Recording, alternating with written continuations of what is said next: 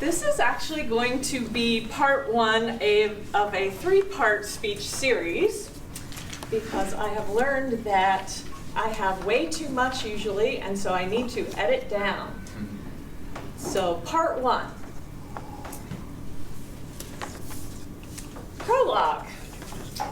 In August of 2017, I'm sitting on a bench at Clinton Lake, basking in the sun, and I've just finished an awesome mountain bike ride.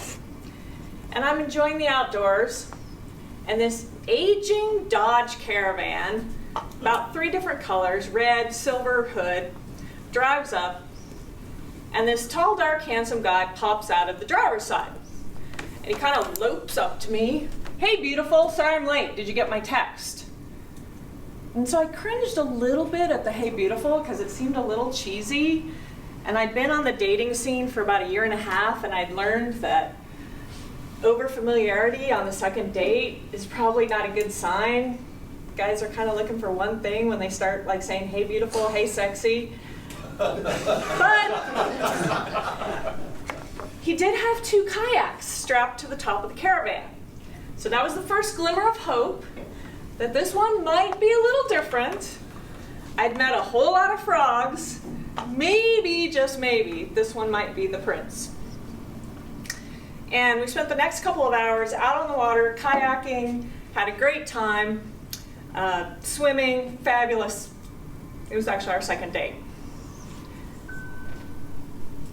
So fast forward, and for the next 6 months, I realized that not only can Blair keep up with me, he is going to challenge me to keep up with him. He swims, he kayaks, he sails, he bikes, and he kiteboards in the summer. And in the winter, he snowboards, and he orienteers, and he bikes, and he runs. Now, I'm pretty outdoorsy, and I like to consider myself fairly athletic.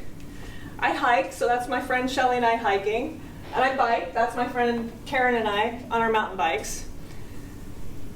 And I'm not about, right, there's a little ego when you start dating someone. There's some ego involved here because you're kind of trying to impress them, and, you know, I'm not about to concede that I'm not up for any outdoors activity that he might suggest. Yeah, well,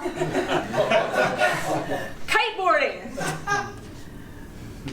So that picture on, I guess it's your, what is that, left? Is the first picture he ever sent to me of him kiteboarding. And that is big surf. That's about, I've learned 25-mile-per-hour wind, and he's out on the ocean down by Corpus Christi. And I looked at that picture and I went, that's crazy. No way ever trying that. And the other picture is out at Wilson Lake, and the entry point that he thought was a good launch area, where he basically had to climb down off of a 3-foot bank and wade through this mucky, brushy undergrowth so that he could get out to kiteboard. Clearly, this is his passion. Well, I had a whole lot of head trash about this. And head trash is a term that my boss a few jobs back used as I was doing sales. And he told me, "Keri, you have created your own head trash." Kiteboarding, I thought, I'm not athletic enough, I'm not strong enough, the gear intimidates me, it's so complex. I put everything I could possibly put in my head to say, I can't try this. There's no way that I can succeed at that. And about the same time, this is about 8 months into the relationship, I'm creating the same head trash about the relationship. I'm not young enough. There's a 10 years difference, right? That's not the societal norm. Let me just tell you. We've flipped the societal norm. And so I had all the head trash around. Wow, you know, this guy might actually be getting important to me. Whoa, emotional risk. Not taking that emotional risk. Played it chill. I was the perfect outdoorsy, badass girlfriend. Did not share my feelings. Did not tell him he was starting to become important to me. Head trash, right? And then April, I guess it would have been 2019, we took our first vacation as a couple. And we went to Ventana, Mexico, which, as you can see, is exquisite. Beautiful sunrises, like this perfect romantic place, and it's a kiteboarding mecca, which you've probably figured out by now. That's why we chose to go to Ventana, because he was going to kiteboard.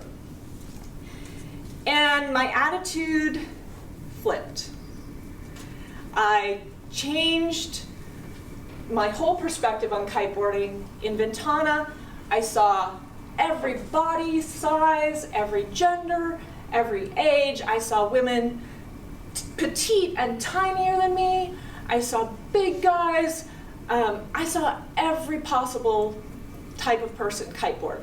And I was like, if they can do this, I can do this. And the water there is so gorgeous that compared to that first picture I showed you, kiteboarding actually started to look potentially joyous and thrilling to me instead of dangerous, scary, and extreme.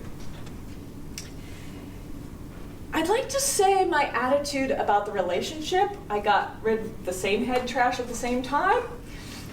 Nope. That took a little longer.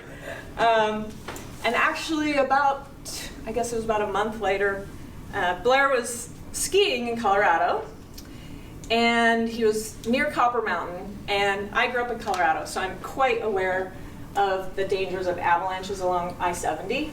And when he was there, he was very, very close to some avalanching that happened, and in fact, didn't know where he was worried that he was like backcountry skiing. Freaked out, sent him a text.